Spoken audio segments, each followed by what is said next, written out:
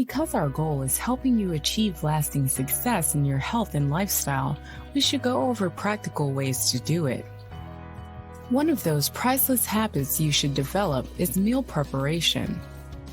Meal preparation isn't only about the food, but it is actually a much deeper philosophy. People who prepare their food take control of their own lives. They're proactive, not reactive, and they make conscious decisions that move them toward their goals. The mental state affects every other aspect in one's everyday life in a positive way, just as lazy eating habits deliver over to other lousy habits.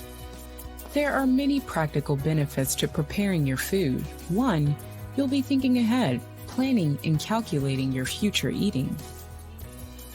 That keeps staying on track much easier. 2, the more proactive you are in your nutrition, the less unpleasant situations you find yourself in where you can binge or eat food that you otherwise wouldn't eat. 3, it saves you time and money.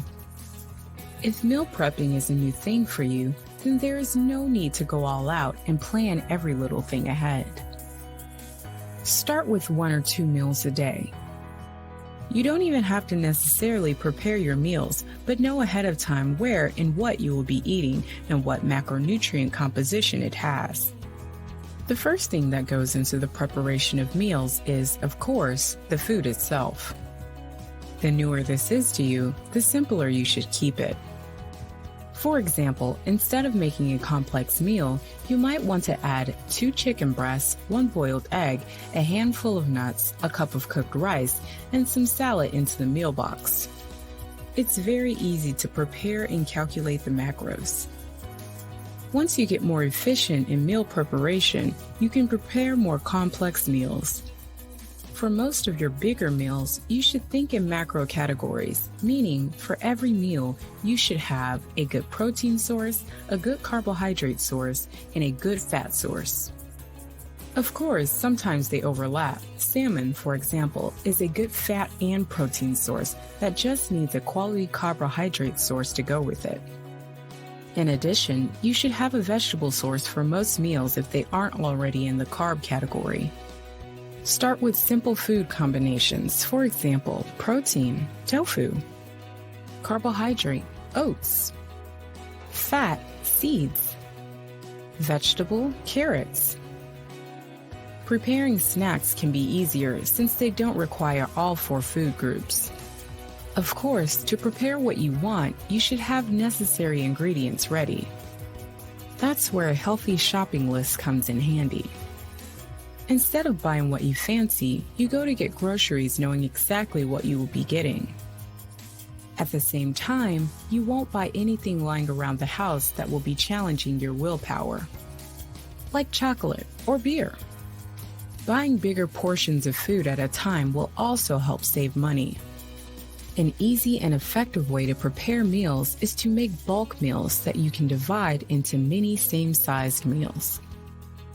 You can eat one today and take one as a lunch to work tomorrow. Or even make the same lunch for every workday for the next week and keep them fresh in the fridge. Invest in quality food containers that can be stacked, opened, and cleaned easily. Schedule and make a habit of meal prepping. Don't just wait till you run out of food to start prepping food.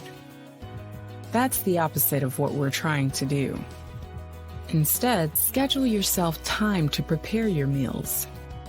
You can do your week's grocery shopping on Sunday and make all the biggest meals on Sunday evening, or you can take 20 minutes every day after work to prepare the next day's meals.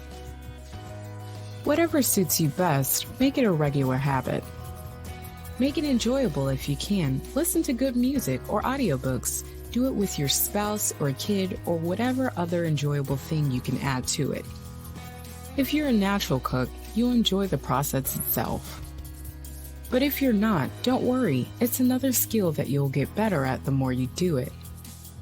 It becomes much easier and enjoyable with time.